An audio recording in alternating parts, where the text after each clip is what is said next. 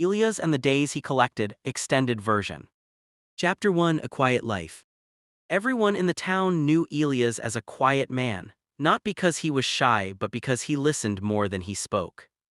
Every morning, Elias walked to the same small cafe at the corner of the street. He ordered the same black coffee. He sat at the same table by the window and watched people hurry past, chasing things they never seemed to catch. Elias was different. He didn't collect money. He didn't collect awards. He collected tomorrows. Whenever someone said, "I'll start tomorrow," Elias smiled. When a woman whispered, "I'll tell him how I feel tomorrow," Elias nodded. When a man sighed, "I'll change my life tomorrow," Elias remembered. He remembered every tomorrow people promised themselves. Years ago, Elias had believed in tomorrows too. He once dreamed of writing a book, tomorrow. He once planned to travel the world, tomorrow. He once promised to tell his father he loved him, tomorrow. Then one day, tomorrow didn't come. His father passed away quietly in his sleep. No warning. No second chance. No tomorrow.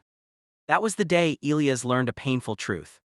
Tomorrow is the most fragile promise we make. So he stopped trusting it, instead he started watching.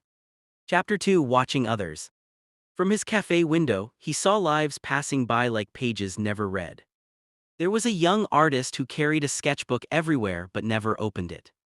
"There's still time," the artist said, "tomorrow." There was an old musician who talked about one last song he wanted to record. "When I feel ready," he said, "tomorrow." There was a tired office worker who dreamed of quitting her job and starting over. "Not now," she said, "tomorrow."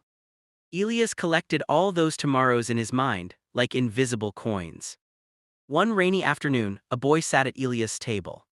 "Why do you always sit here?" the boy asked. Elias looked at the rain sliding down the glass. "I'm waiting," he said. "For what?" "For people to realize they've been waiting too long." The boy frowned. "That sounds sad." Elias smiled softly. "It is, but it doesn't have to be." Days turned into months, months turned into years. The cafe changed owners, buildings rose and fell, people aged. But Elias stayed. Chapter 3: Small Miracles. Until one morning something changed. The young artist ran past the cafe, laughing, paint on his hands. He didn't say tomorrow, he said, "I started." The old musician walked slowly, holding a CD in his hand. "One last song," he said, "I recorded it yesterday." The office worker entered the cafe with tired eyes, but a lighter smile. "I quit," she said, "today." Elias felt something unfamiliar, hope. That evening, Elias went home and opened a dusty drawer. Inside was an old notebook. The first page read, "My book tomorrow." Elias stared at the word for a long time. Then he crossed it out and wrote a new word, "today." That night, Elias wrote his first sentence. It wasn't perfect, neither was he, but it was real. And for the first time in years, Elias didn't collect tomorrow, he lived it. Chapter 4: The Ripple Effect. Over the following months, Elias noticed more changes in people. The young artist started teaching children how to paint. He no longer worried about perfect galleries or awards. He painted every day, and every day brought him joy. The old musician opened a small community concert. People came, they clapped, they laughed. The song wasn't flawless, but it was alive.